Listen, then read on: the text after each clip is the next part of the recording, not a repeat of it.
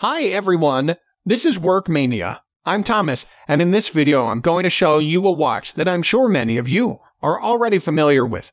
And for those of you who are not, it's the Orient Bambino.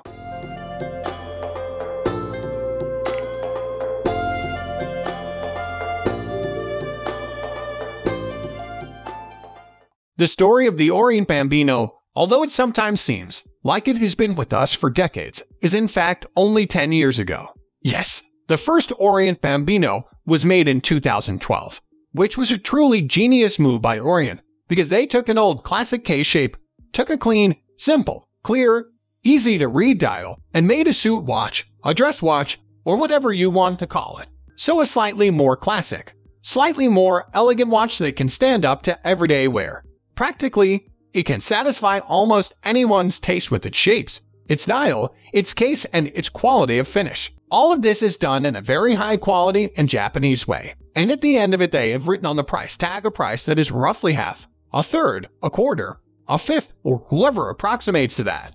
So in any case, it is a significantly smaller part of the real value of the watch than the price itself that is written on the price tag. In other words, the price-slash-value ratio of the watch for the Japanese mode and the Orient mode is practically unbeatable. Let's take a closer look at this edition of the Orient Bambino itself. What's interesting about this edition, and it's the 2022 edition, is that in 2022 Orient made a 38mm version of the Bambino, one of its most successful models. Now what's interesting about Orient making a 38mm watch? Well, the fact that wherever you browse the watch media, read articles, watch videos, everyone everywhere was practically giddy with joy that the 38mm Bambino was ready.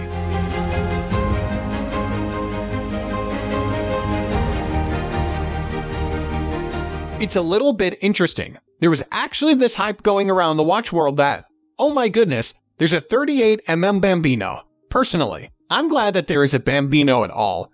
And what I'm glad about is that through the different generations and versions, we finally got to a Bambino with a look that has a dial, the indexes, the hands, that looks not only to my taste, but also to the taste of people who like these elegant watches. There were all sorts of versions of it. Stick index with straight hands. There was a forgettable Arab numerous version that was not so successful in my opinion. And there were also variations with different hand shapes like this. Different indexes, but basically this shape came with the fifth version of this second generation, where the indexes, the hands are now in complete harmony, and the whole look of the watch is so clean and so beautiful, and again, I would say unbeatable in terms of value for money, because it's so much more expensive than the watches that it's more expensive in terms of the look.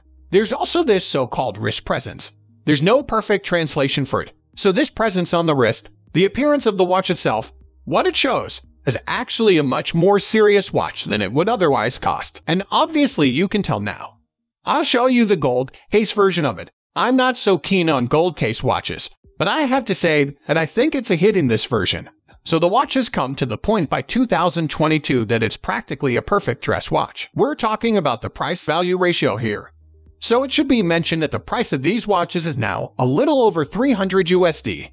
But you have to compare that with the price of other brands on the world market, the price of other Japanese brands, and the craziness that's going on in the world in 2022 in terms of price increases. Virtually everything is going to double, triple in price in a year almost. So by comparison, it's still got to be said that it's an affordable item, and it really comes in all different versions now. You have the stainless steel case, you have the gold case, you have the metal strapped ones, but mostly leather strapped. You have the smaller size, you have the larger size, 40mm, 42mm, and now the 38mm, ladies size. You have the open heart dial, the open dial. Wow! What other ones do you have? There's the so-called small second, the small second hand, where you have three hands, small hand, large hands, second hand.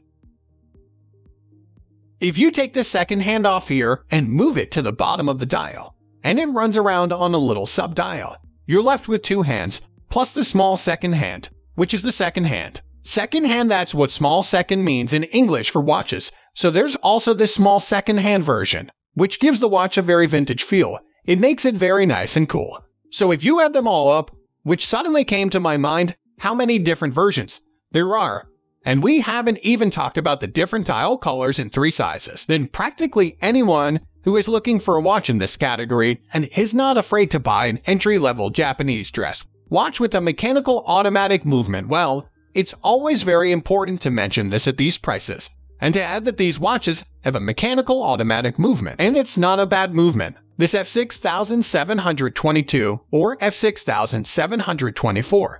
It's an absolutely perfect mechanical automatic movement. It's not over-decorated. But on the rotor you can find a little hint that it's an Epson Corporation product. It's an Orient model. And you can see immediately that it is the F7624 caliber. It's also marked on the rotor, and that's pretty much its decoration, but let's be honest, in this price range, if the rotor is a little decorated, that's perfectly acceptable. So the watch itself looks a little bit closer like this. It has some interesting features. I'll show you a little bit more resolution. So, the curiosities. On the one hand, you have these indexes. These indexes are well adapted to this type of hands. The appearance of the whole watch is slim and airy, and the notch on the surface of the indices, I'll try to bring it a little closer. The notch on the surface of the indices makes the whole watch a little slimmer, a little lighter. And they also took care of such small things, for example, that even next to the date window there is a piece of index. So you don't see an empty area next to the date window, but there is an index there as well. So the appearance of the whole clock, the whole elaboration is absolutely, in my opinion, 100%. And we also find little surprises in it. That if you look at the second hand, the end of the second hand is bent, right? The dial itself is bent. The edge of the dial where the minute division is. These little notches between the two indices, which indicate where the minute hand is at any given minute, are called minute divisions. And here at the minute division, the dial itself is also convex downwards, and the Orient made a little game, which was a little bit necessary. Because this convex watch glass or crystal, it required that if you want a long hand, that would go all the way to the edge of the dial, you'd have to do something with the end of it to keep it out of the glass, and they took it and bent it. But you only see that if you turn it for a long time and try to look at it that way. So they actually managed to get the second hand to reach the edge of the dial by doing a trick like bending the end of the second hand and then hiding it under a convex watch glass. So it's not like they made this hand bend in a pretentious way so that we can bend the end of the second hand. The second hand, by the way, is not so typical in the world of watches, so we usually see it on a bit more serious pieces that the second hand is bent. But Orient has done this for a watch of this value, or a watch of this category, not to talk about value, because the price and the value are not at all in proportion to each other. So they have done it for a watch of this category, which you can hardly see, but they have done it so that, when you look at it, the overall picture includes the fact that the second hand does not end 3-4 millimeters inwards, but goes all the way to the edge of the dial. Orient has also done it, for example, by putting the logo, the lion logo, on the dial as a so-called applied logo, which means that the logo, the two lions holding the letter O, is not painted on the dial like the Orient inscription itself, and the automatic and the water-resistant and all these other inscriptions, but is put on the dial in such a way. It's a process that's not the same as machine printing it on the dial, but it has to be dealt with separately, which obviously makes the manufacturing process more expensive.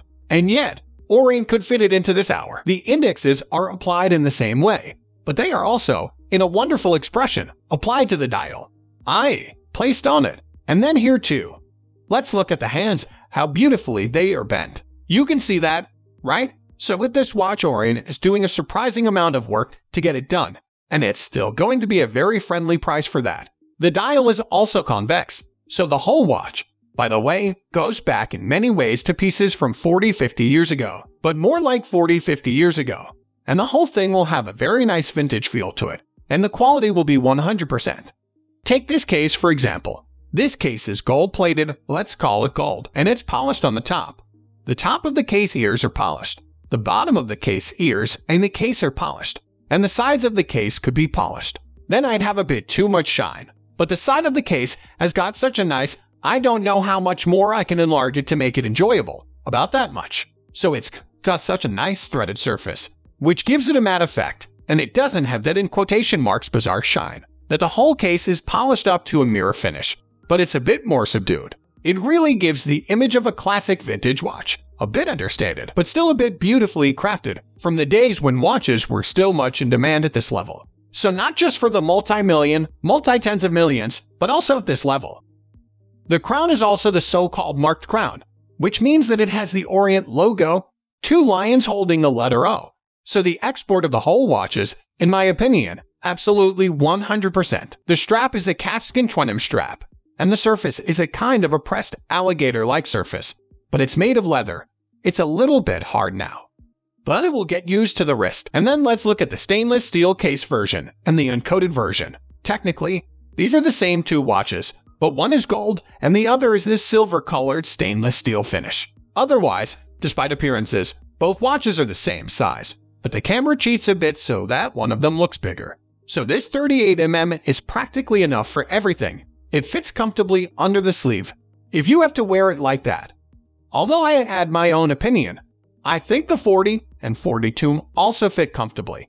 With this thickness, these are not thick watches, despite the fact that they have an automatic movement, so they have to have the rotor on the movement, which winds it up, so the hand winders can be thinner, but it's still a perfectly wearable watch anyway. And so the 2 together really give you the option that whoever wants to wear these watches can choose whether they like the stainless steel case or whether they like the gold case. I would be a little bit in trouble if I had to choose between these 2, because in this category, which you don't wear every day and not to the beach, but in this category, I could even think about a gold case, but I don't really have any such thoughts at the moment. This is what the case itself looks like from the side.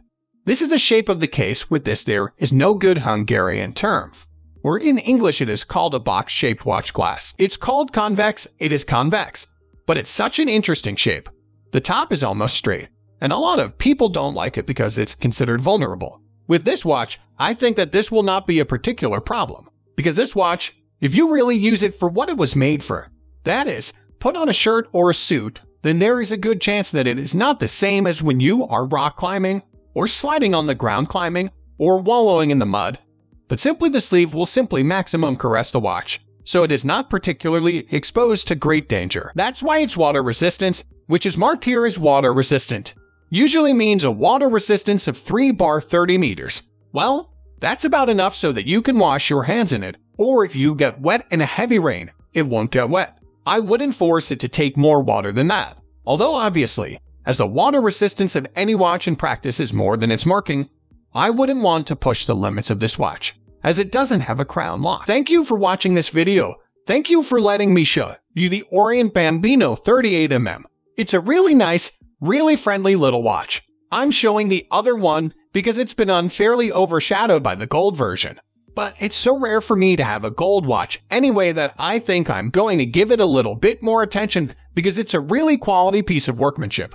An absolutely lovely piece. It's an absolute classic, yet totally modern piece with a very usable mechanical automatic caliber. Which, by the way, because there's no crown lock, you can wind it by hand so that practically because there's no power reserve indicator. If you wind it in the morning, you can be sure it will always run. So the overall feel of the watch, the quality, the value for money is such that it's definitely a piece to consider in this category. Thank you again for watching the video. Don't forget to subscribe.